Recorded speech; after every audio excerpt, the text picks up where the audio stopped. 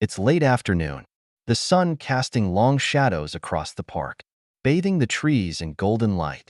Justin Taylor, a 16-year-old black teenager, sits on a bench by the fountain, absently scrolling through his phone.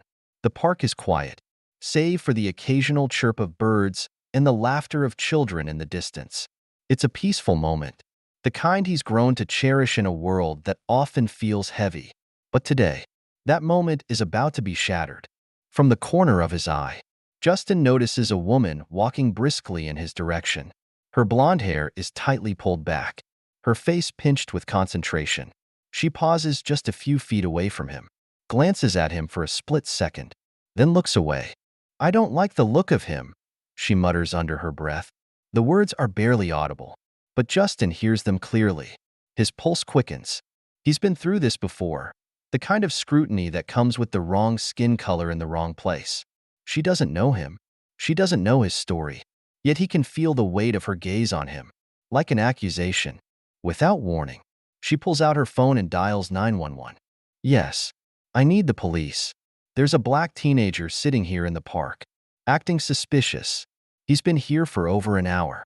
I'm not sure what he's doing, but he's making me uncomfortable," she says, her voice steady. But Justin can hear the underlying edge of fear, the kind that makes her treat him like a threat simply because of where he's sitting. His throat tightens. He never asked for this.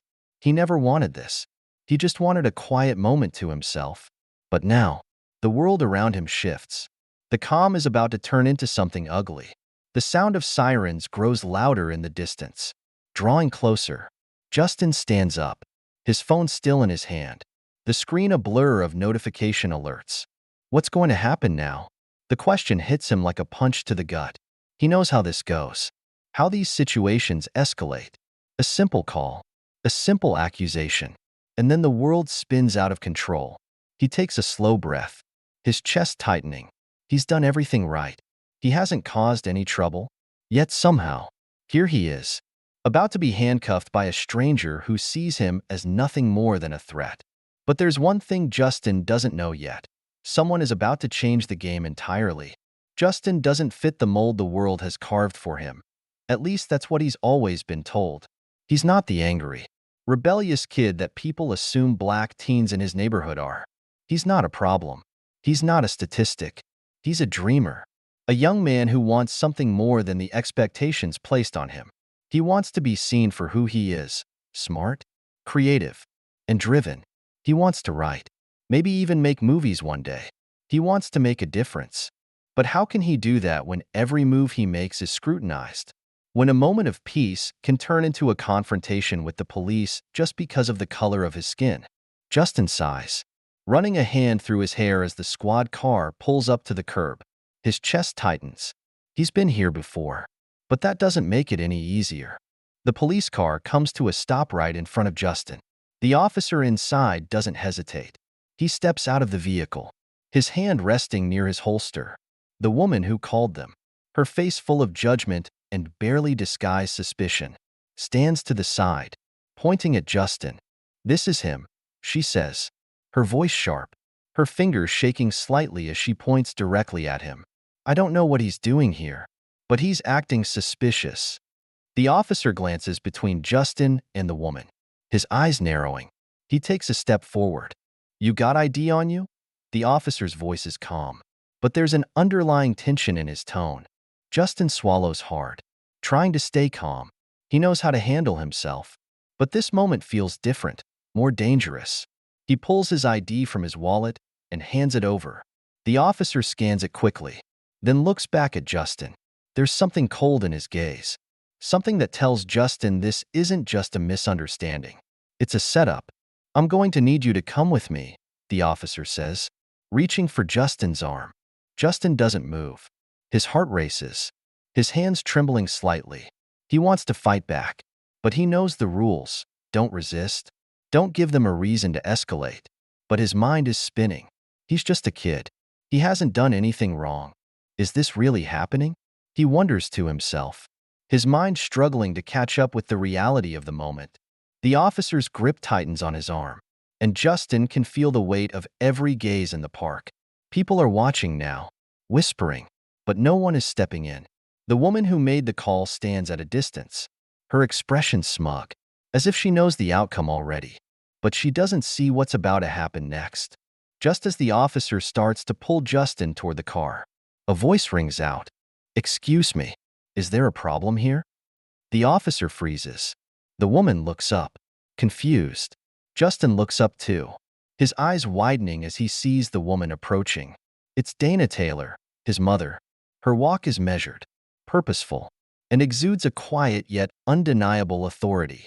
She's wearing a sharp suit, her FBI badge hanging from her waist. Her eyes lock onto the officer's, her gaze unwavering, sharp as a blade. The officer's grip loosens on Justin's arm. He knows her. "Mom." Justin breathes out, disbelief flooding his chest. Dana turns to the woman, her voice low and controlled, but every word cuts through the air. "Ma'am, did you just call the police on my son?" The woman stammers, her eyes darting between Dana and the officer. I thought. You thought?" Dana's voice is icy now, every word tinged with authority. "You thought because he's black, he was up to something? Because he's sitting on a bench in broad daylight, he's automatically suspicious?" The officer's face pales, and the woman is visibly flustered. The power in the situation has shifted. It's no longer just a random encounter. It's personal.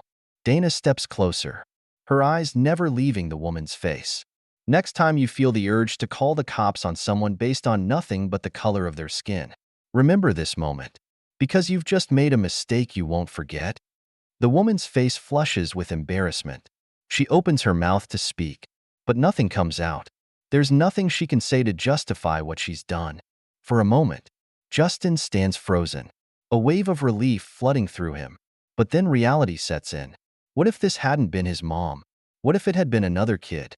With no one to come to their rescue, he feels a pang of guilt, a gnawing frustration that the world so often expects him to prove his worthiness.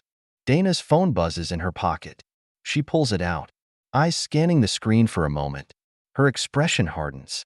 "We're done here," she says, turning to the officer, who stands stiffly. "Take her report and leave. Now."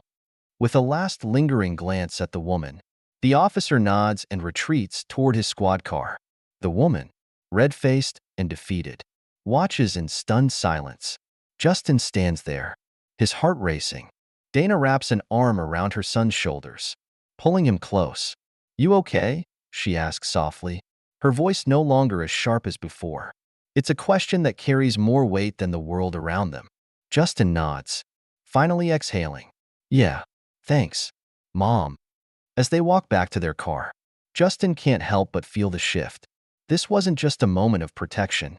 It was a moment of revelation. His mother wasn't just his protector. She was a force of change, a reminder that no one should have to fight alone. "Next time, we stay away from that park." "Okay," Dana says with a smile as the two of them climb into the car. Justin chuckles softly. "Deal." What if Justin hadn't had his mother there to stand up for him? What if the officer hadn't recognized her? Or worse, if the situation had escalated further? Imagine a world where this innocent moment in the park could have ended in a devastatingly different way. How many more times are we going to let people like Justin face these kinds of injustices? How many more times will fear and prejudice dictate how people are treated simply because of the color of their skin? It could have been anyone. It could have been you. What would you have done if you were in Justin's shoes? Or in his mother's? We want to hear your thoughts. Drop a comment below and share how this story made you feel. Do you believe we can change the narrative? If this story struck a chord with you, hit subscribe so you don't miss the powerful stories that need to be told. Because change starts with awareness. And together, we can amplify these important conversations. Let's keep this discussion going.